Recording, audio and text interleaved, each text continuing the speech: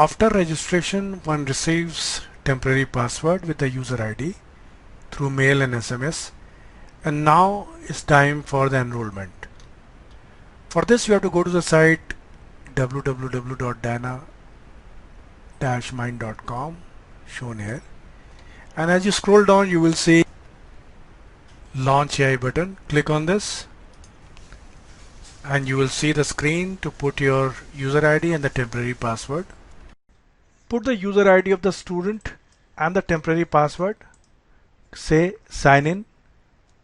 System will ask you to change the password, so put the current temporary password here and then the any password.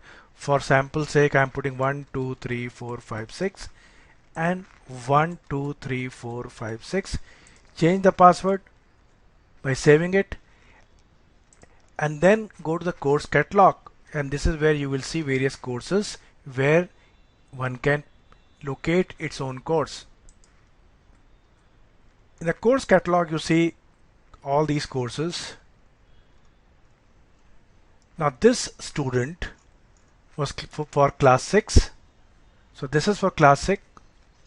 If I click here I'll get 3-day free access, but that is not required. I want to enroll this student for that period till next year, so I have to click here. In case somebody is buying online, then one can click here and buy. So I click here on grade 6 paid user. It will ask for the key. This key will be supplied by i2k Solutions. Put here and the student will be enrolled. Be careful with putting the course key, because when you copy paste sometimes the space comes.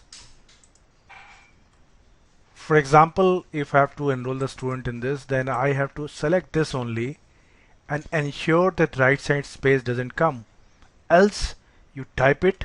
So I'm copying it now carefully and I have put the key for grade 6 for this student. It is for this course. You can see it's grade 6 written here. Press submit. It says course is activated and you can see that this course shows this status. If you want to go to this course, click on this and you will go to your study desk. The study desk loads for this student.